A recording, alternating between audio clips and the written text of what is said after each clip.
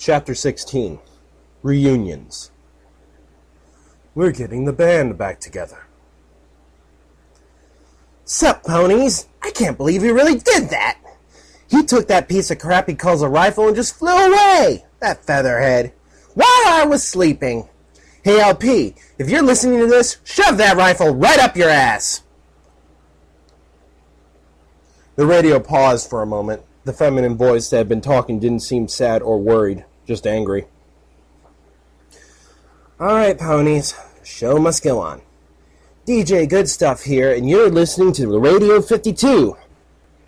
At least until I collapse because a certain pony left me here all alone with a show that is never supposed to stop. Okay, new rules. I'll be airing during the daytime, and you'll only get music during night, because I'm not immortal and I need to sleep. And if any pony wants to drop by and do some talking while I'm asleep, just knock at the door. You know where we are. The sound of paper shuffling filled another pause. Alright, remember that I can operate that damn shortwave radio too, so don't stop sending news, especially regarding the situation in Ironworks. And speaking of news, the memorial has been deserted and the ponies are moving north towards Broccoli. All the caravans still moving between Broccoli and Emerald Shores should head north and try to reach Rust Manor. I repeat, head north towards Rust Manor. Don't stop at Broccoli because it's too near to the war zone. Fuck, I hate giving the news. If anything else comes in, I'll let you know. Otherwise, you'll get music all day long. Remember, music means no news, and no news is actually good news. Have some angry music because I'm angry, and give Lonesome a buck in the head if you see him. Say your prayers, little one. Don't forget, my son, to include every pone, to tuck you in, warm within, to keep you free from sin, till the sandmare she comes. Day 13. Time, approximately 4 a.m. Location, the Memorial, Northern Picnic Area, Big 52, South Branch. In the distance ahead, a puppy's mouth stood another little town. Little more than a group of shacks built around a very large statue that depicted a group of ponies hoisting an equestrian banner. The marble monument was remarkably well conserved. Its enormous size made it possible to see even from several kilometers away. On her way south, the filly met several groups of ponies with cars loaded with everything. She tried to socialize with them, but they simply kept moving, mostly ignoring Puppy except for a couple of foals who waved back from a cart. Entire families were fleeing, leaving their homes and trying to reach safety behind the walls of larger and better guarded settlements. The filly was now staring at the monument with a puzzled expression. Mr. Voice? Are we near to Dad's place? Analyzing. Actual point is Equestria, Fallen Soldiers Memorial, Northern Picnic Area. Location of your male parent is currently unknown. Puppy tilted her head, studying the surroundings. Yes, I remember this place. That big road sign with the Pinkie Pie face and... The foal left the road, galloping over a low hill, finding herself in the middle of a group of tables and rusted abandoned barbecues. This is Dad's place. Dad is near. Let's go. The filly in yellow galloped further away from the road, heading for a group of hills to the west. The low hills were still far from here, apparently 4 or 5 kilometers away from the memorial. But even from this distance, it was possible to see that they were dotted with white stones, each spaced evenly apart. As she ran towards the distant hills, Puppy passed by a dead tree. Once upon a time must have been a proud oak. But all that was left now was just a blackened skeleton, its trunk scorched and its branches bare. I want more apple pie! The grass was green and birds were singing among the leaves. The sky was blue and everything was so nice. Don't eat too much, Puppy. We still need to go to Dad's place, remember? If you eat too much, you'll get sleepy, and you don't want to be sleeping when we go visiting Dad, right? But Mom, he's never there. We went there a lot of times. He's always away. Will he be here this time? I don't know, puppy. But you can leave him flowers, so he'll find them and know that you love him, okie dokie. A couple of colts chased each other, disappearing behind a hill. There were ponies playing and ponies having lunch. Every pony was having a good time. I got a better thing this time! Look! Oh, but puppy, that's a toy of yours. Are you sure you want to leave it here? Yes! So when Dad will be back, he'll be playing and he won't feel lonely. Besides, he'll return it to me when he comes back home again.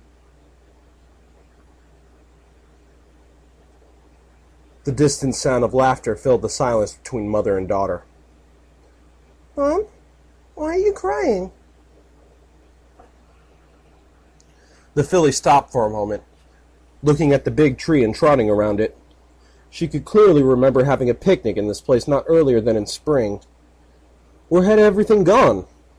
Oh well. She knew that trees sometimes lose their leaves because Mom had told her so, and since there wasn't even grass around, it was just fitting.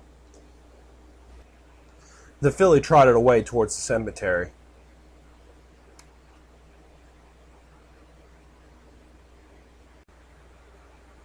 Day 13. Time, approximately 6 a.m. Location, Equestria 52, War Cemetery, Big 52, South Branch.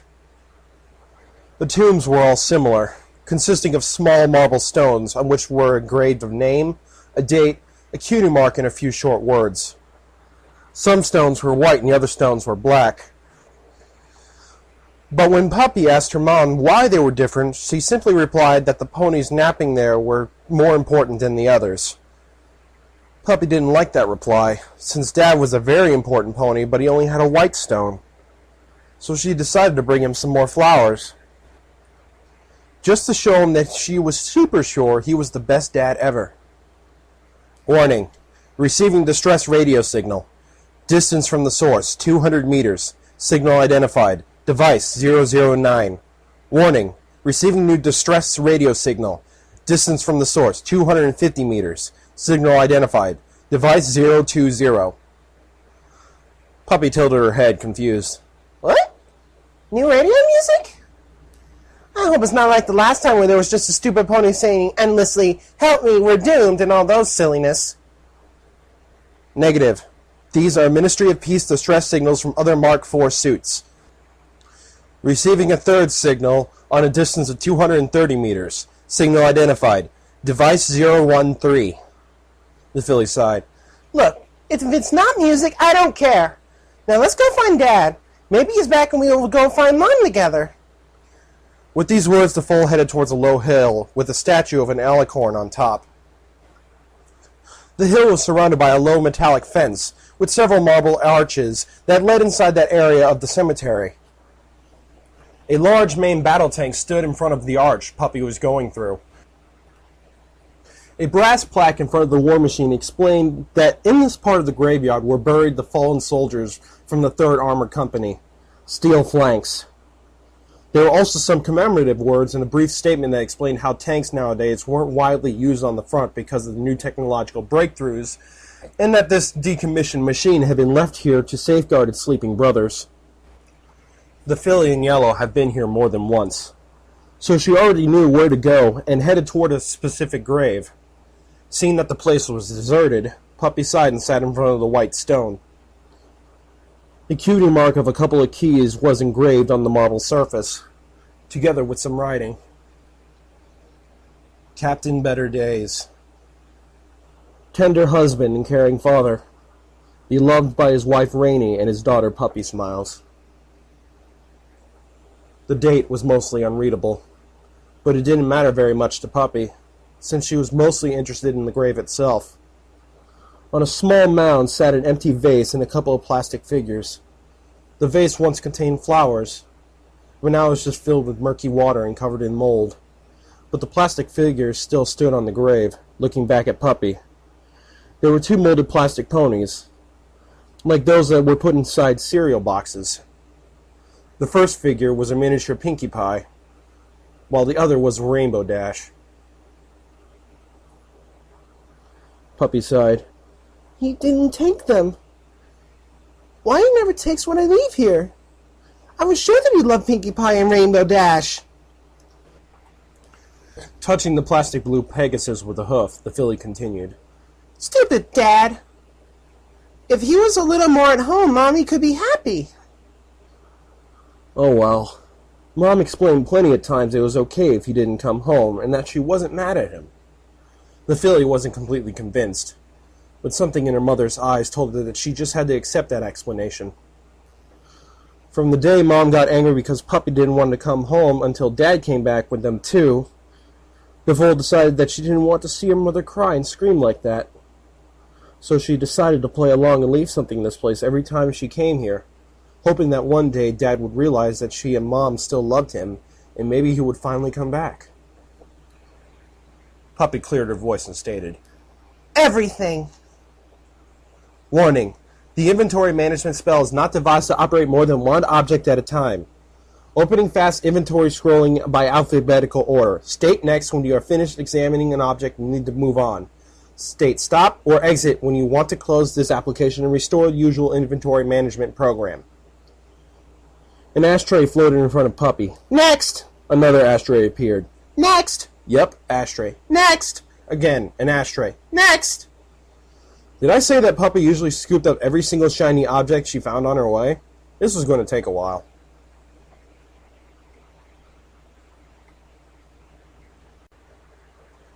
Day 13. Time, approximately 7 a.m. Location, Equestria 52, War Cemetery, Big 52, South Branch. Next! The 20th fork was stowed back into Puppy's bags, and the sorry, dripping remains of Fuzzy Ball floated in front of the foal. No, wait! Fuzzy! Grabbing the dead Parador cub, a disgusting green goo oozed from the cracks in its carapace. The dead creature had lost all of its legs and only had a single wing left, while the eyes at some point started to decompose and were now just another grossly rotting detail on that thing. You don't seem very healthy today, Fuzz. What happened? Puppy studied the dead creature for a moment, trying and failing to determine what is wrong with it. Mr. Voice? Is Fuzzy Ball ill? Negative. Fuzzy Ball is deceased and in an advanced state of decay. Puppy Smiles frowned. She had learned from experience that difficult words usually weren't good news. This means she's very tired? Negative. This means she is falling apart, losing pieces, disintegrating. What? The filly cocked her head, alarmed. Losing pieces? But Fuzz needs her in pieces to be okay! She gave a second look at the dead critter. Besides, it doesn't seem to me that she doesn't lack any pieces. Advice. Check twice. The creature has lost 3 wings and all of its legs. Moreover, its carapace is rotting and has broken in several places due to poor condition in which it was transported. Transported? You mean that Fuzzy's getting worse because I'm taking her along with me? But that's terrible! This was a chance that even an automated voice with no real intelligence could be able to exploit. Affirmative. The corpse is decomposing faster, mostly because of you insisting on taking it along. Abandoning the corpse immediately is highly recommended. Puppy hesitated. Leaving Fuzzy? Here? But she'll be alone! There's nothing here! There's only... The fool stopped talking, looking straight at her father's grave. Maybe Dad can take care of her. The fool didn't seem enthusiastic about that idea. Still, it seemed so obvious. Elaborating. Leaving a deceased pet in the custody of a deceased parent is... Error. Cannot compute. Please reformulate. Reformulate? What are you saying again, you silly voice? I'm trying to be serious here. Elaborating. It is impossible to identify a logical pattern. An external counselor is strongly advised. Puppy snapped, starting to lose her legendary patience. Stop talking nonsense! Call me some pony more competent or we'll end up arguing again!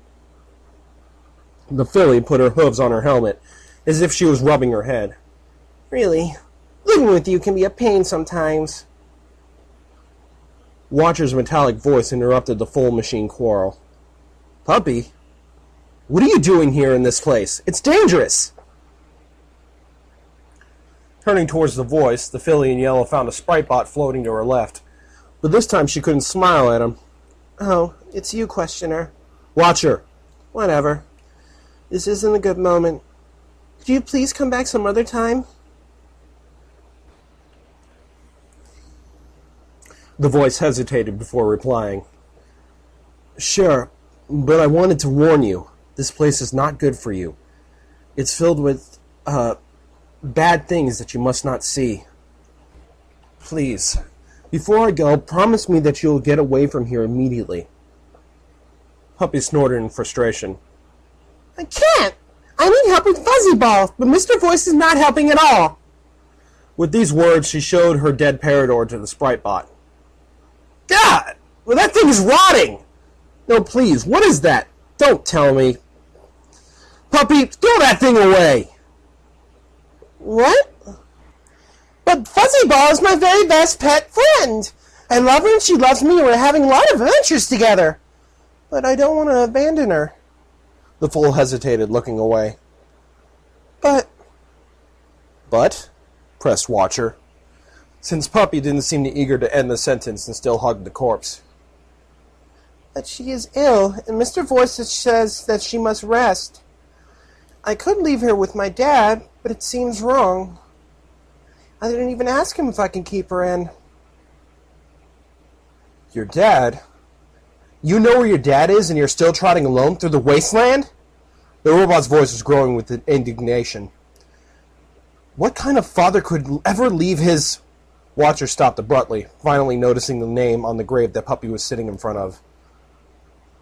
Oh, Buck. This keeps getting better. The fool went on. I know that I should have asked before taking a pet with me, but... The filly sobbed. But I only wanted a friend to stay with me all the time. Not a weird voice that always tells me what to do or a stupid chicken that comes and goes. Fuzzy never leaves me alone and keeps me company. We were having a lot of fun together and I protected her from the pet eaters and she never goes away and... The filly paused, looking at the sprite bot. And now she is ill and she's losing pieces. Mr. Voice says she has less wings than before. I'm not good with numbers, but she seems that he's right. I don't want to leave her here, but I don't want her to be ill because of me. I don't know what to do! And what did Mr. Voice say? Puppy snorted. Nothing! He's talking nonsense since I started asking him. Then I had this idea of letting Fuzzy stay here with my dad to see if she gets better. But I don't know if Dad will like her or if he will be angry and, well, I'm not sure Dad will come here. Because he is never here when I come, and even when Mom says he loves me. I can't figure out why he's always avoiding me. The foal waved her hooves around, as if she couldn't stand still while she was expressing her concern. So maybe he'll hate Fuzzy Ball and then she'll be sad, but I can't take her with me because she's losing pieces. And losing pieces is bad! Watcher hesitated, trying hard to disentangle the knot of feelings and words Puppy was bombarding him with. Well, what if I take Fuzzy with me? Just put her into the Spritebot's cargo bay and I'll take care of the rest. Sound fair? Puppy tilted her head. You will make Fuzz feel better? Really? Sure. She can't get any worse anyway. I'll see what I can do. But now please get away from this place. It's not good for you. With these words, a hatch opened on the Spritebot's side, revealing a space large enough to house the dead critter. The filly looked at the metallic stash, then at Fuzzy Ball inside. Hugging her pet one last time, she whispered her goodbye. Don't worry. Questioner is a pretty pony. When you'll get better, we'll play again together. Kissing Fuzz goodbye through the helmet's glass, Puppy put the dead creature inside the Spritebot, the hatch closing almost immediately. Don't worry about her, little one. She is going to a better place. Now, let's move away from here. It makes me sad, okay? The filly nodded, looking at her father's grave. Lily. A plastic flower floated in front of her, and she put it on the ground before the marble stone. Sorry, Dad. I have to go. But next time I'll stay a little more, okie dokie? I'll come here with Mom. Turning away from the grave, Puppy smiled at the sprite bot.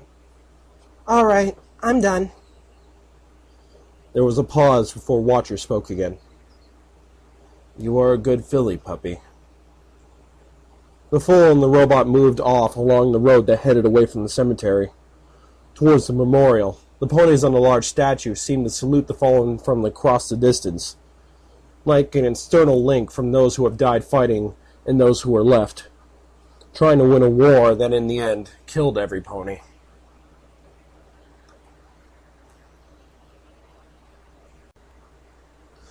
Day 13. Time, approximately 7:15 a.m. Location, the Memorial, Big 52, South Branch. The memorial was completely empty. While fleeing from the town, the inhabitants have taken with them everything that wasn't nailed down, and even a few nails that have come loose. By the time 2 ponies in a sealed crate were flown in by way of Griffin, there was only dust and rust left to meet them. All right, we're here. Mr. White jumped down from the Griffin that was transporting him and stretching his legs. That was a long trip. The White Apple's leader tipped his black hat. You lot can go back to Sun City. The first mercenary Griffin nodded to the unicorn. Okay, boss, but are you sure you want us to leave? Looking at the other pony as he disembarked clumsily. Absolutely. This is family business. We just needed to get here fast. Now your work is done. The Griffin's expression was still uncertain. Oh, and don't worry about your pay. If I don't come back, my son will take care of the company.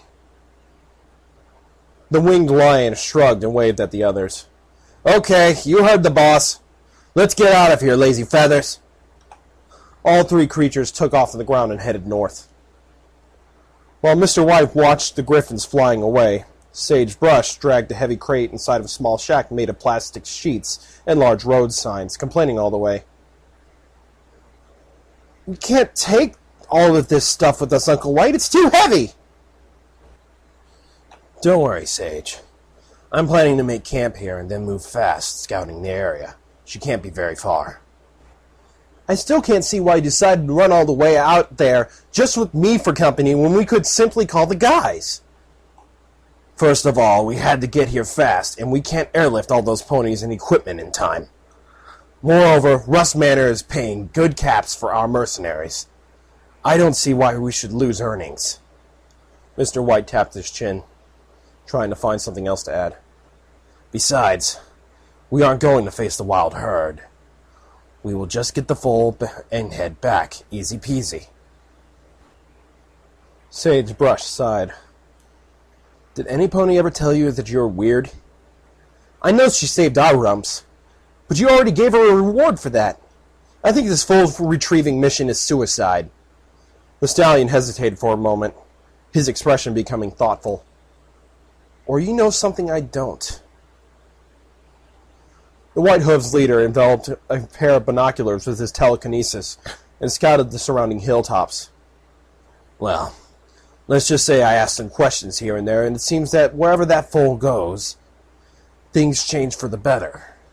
This ghost must have some sort of lucky star watching over her, and I want to be there when the filly strikes again. There's a lot to gain from this story. Sage Brush waved a hoof dubiously. And you say this because I have a good feeling about it. The sniper face hoofed. Great, so we are following a ghost because you have a doozy. Why am I coming with you? Mr. White replied merrily. Well, because I'm your dear uncle, and you owe me so many caps that you can't say no anyways. I hate my life, groaned Sage Brush. The white unicorn waved a hoof, asking for silence. Shut up! Some pony is coming from the hills. Get the rifle. From their improvised sniping position, the two ponies observed the solitary figure trotting into town. It was covered in a dusty mantle and carried a long carbine on its back. The traveler's face was hidden under a hood, but from its neck hung a necklace of feathers and polished metal objects. Sage Rush lowered his rifle, sighing in relief. Meh, it's just a farseer. Weird. What's a shaman doing this far from the desert? Mr. White trotted out from the shack, leaving his rifle behind. We'll find that out soon. The unicorn galloped toward the newcomer and called out to him or her. Hey you! This place is empty. The road heading south is dangerous. You should turn your tail south and head north. The hooded pony stood for a moment, looking directly at Mr. White before taking off her hood, revealing the face of an old unicorn mare. Oh, you're already here. Very well. Now we have to wait for the others.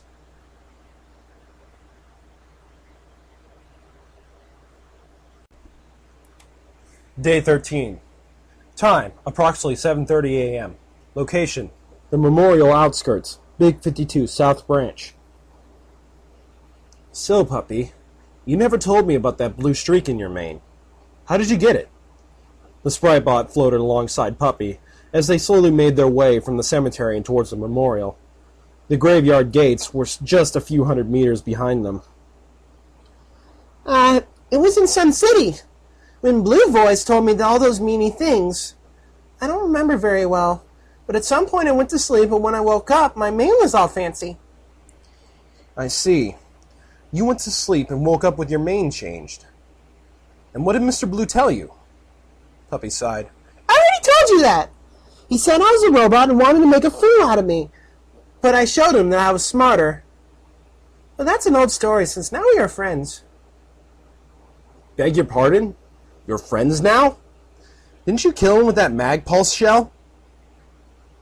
Puppy giggled. Of course not, you silly questioner. He's not a bully bot. He's just as stupid as a cult. But when we met again and Creepy Voice bullied him, he said he was sorry, so even if he pretends to be grumpy, I know we're friends. Creepy who now? The tiniest shadow of concern started dancing in Watcher's voice. Puppy tapped at her helmet. You know, Creepy Voice. The one who lives in my head, talks weird and does a lot of cool stuff, but is a jerk. After a long pause, the Spritebot replied, You mean Mr. Voice, right? Nope. Mr. Voice is a bit boring and talks nonsense. Creepy Voice is creepy but cool. She does stuff like opening doors and spanking bully bots. From the robot speaker came a gasping sound. Ah, now I get it. It's an imaginary friend. Yeah, I remember something like that. Want some advice? Don't try blaming your friends for things you did. In the end, it turns against you. Puppy tilted her head, a little confused. She didn't seem very imaginary. Okie dokie? Good, Philly. You always make me BOOM! Watcher disappeared in a blaze of fire, right in front of Puppy's eyes. The foal stepped back for a moment, trying to understand what was going on. Then she noticed a large, squat, metallic figure rolling over the top of a nearby hill, and suddenly she knew the answer. Bully bots.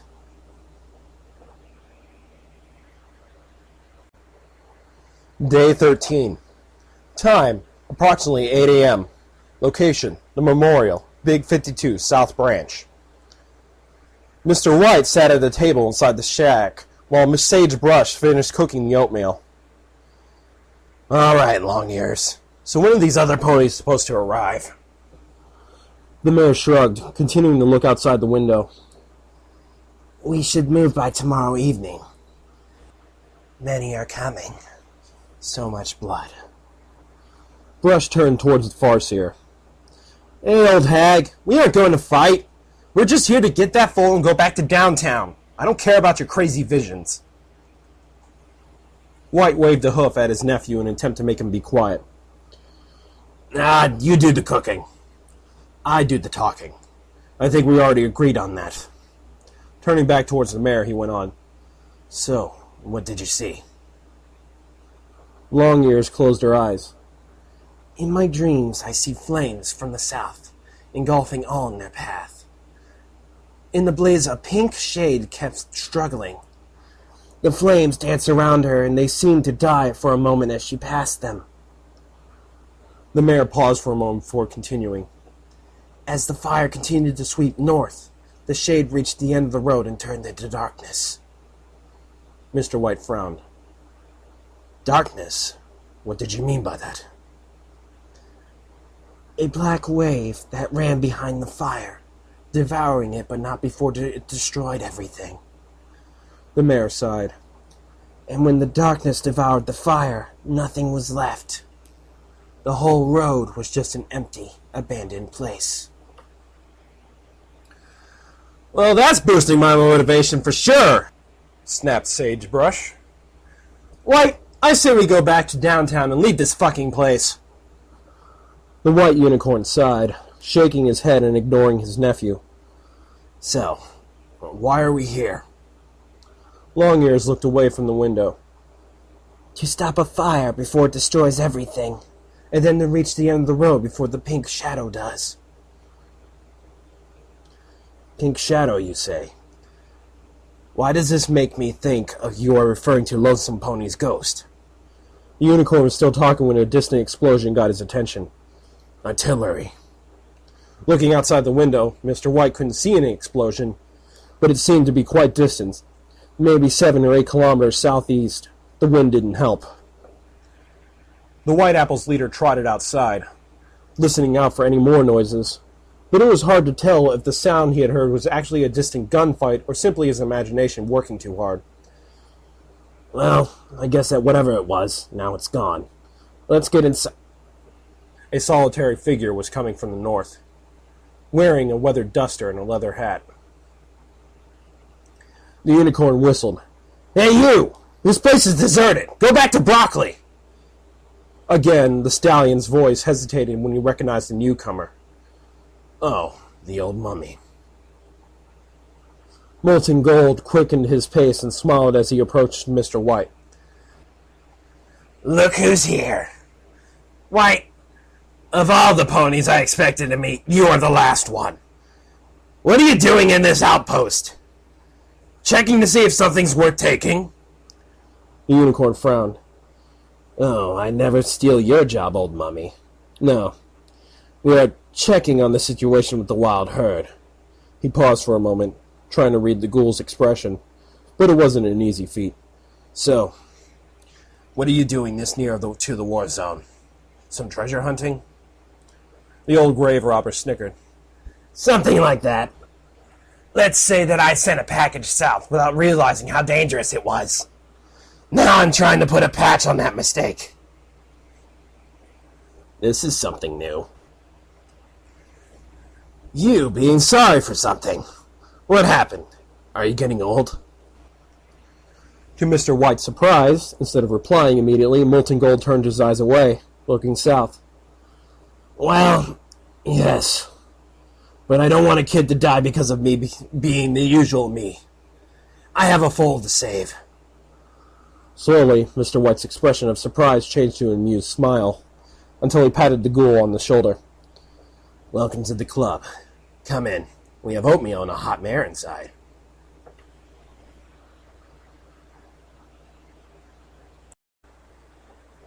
Day 13. Time, approximately 7:45 a.m. Location, the Memorial Southern Picnic Area. Big 52, South Branch. Puppy galloped towards the big robot, with the Rock of Destiny floating at her side. Stop breaking my friends, you stupid bully bots! On the other side of Puppy's reckless charge stood an old, rusted but functional battle tank, with tracks, turret, and everything else. A pony with a spiked mane was poking out of the turret hatch, taking his time as he stared at the solitary foal running towards them. Fuck the boss and his orders! Why should we hide in the south when we have a fucking tank? With this little baby, we are unstoppable! Hey, Grey Matter! That yellow thing is running this way. How about some shooting practice on a moving target? With a laugh, the pony retreated inside the tank and closed the hatch. A few seconds later, the turret rotated to aim at the approaching filly. Inside the tank, the pony with the spiked mane was snickering like mad. Come here. Come here, my little pony. No, wait! A mare with her mane completely cut off put a hoof on the gunner's flank. Let's try a different weapon. I want to see this one. Shut up, you cunt! The stallion began scolding the mare, but at the last moment he noticed the big red button she was pointing at. Oh, yes. Yes, I like it. Let's rocket it to the moon!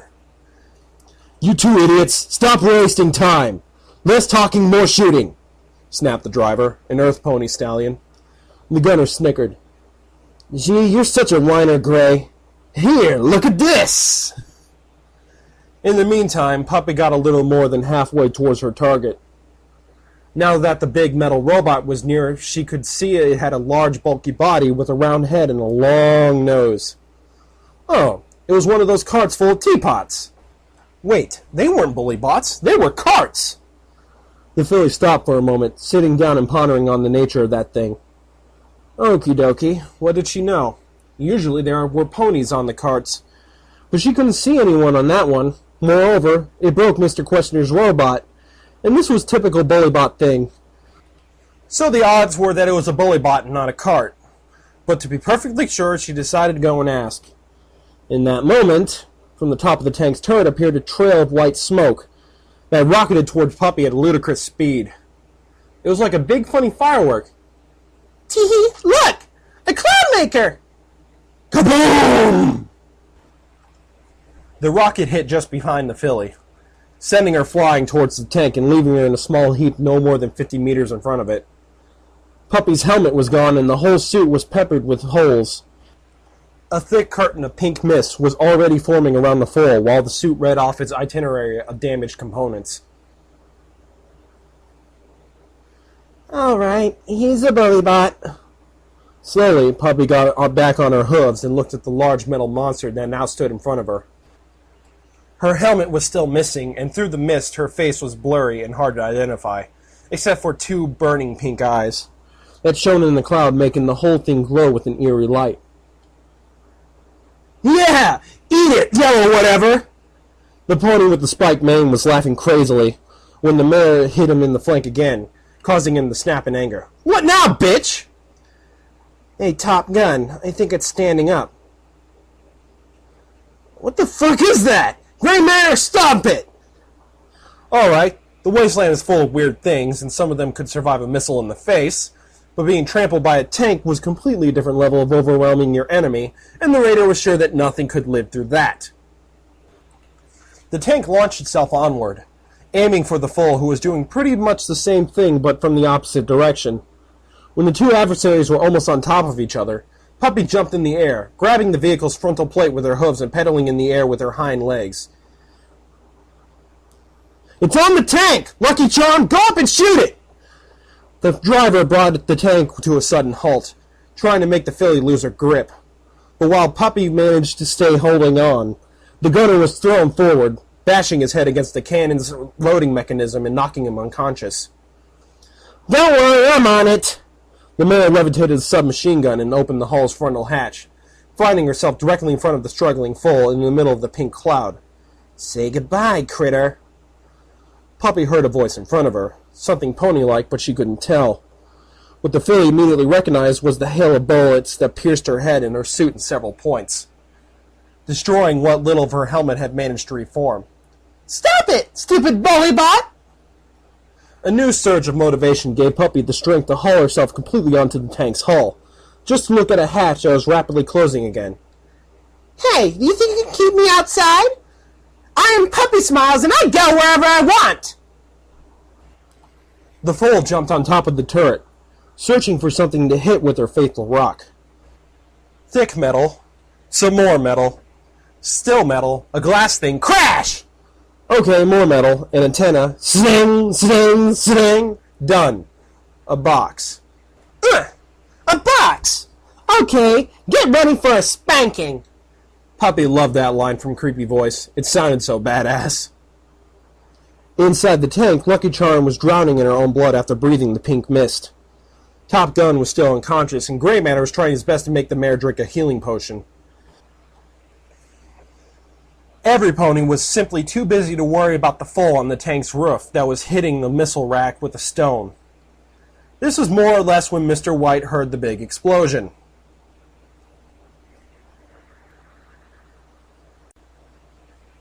Day 13. Time, approximately 9 p.m. Location, Equestria 52 War Cemetery, Big 52 South Branch. It was only much later when 3 figures approached the grave, not saying a word. All of them wore a Mark IV suit, like puppies, but the ponies inside were a patchwork of rotting skin and bleached bones. In their burning pink eyes there were no sign of intelligence. Nonetheless, they stopped to study the hoof prints in front of the marble stone, and followed the trail like hounds, tracking their prey. Footnote. Level up. New perk added. Hit the deck. What the fuck? I was sure I hit her! Your damage threshold against explosives is raised by 25. Enjoy tossing grenades on your own feet.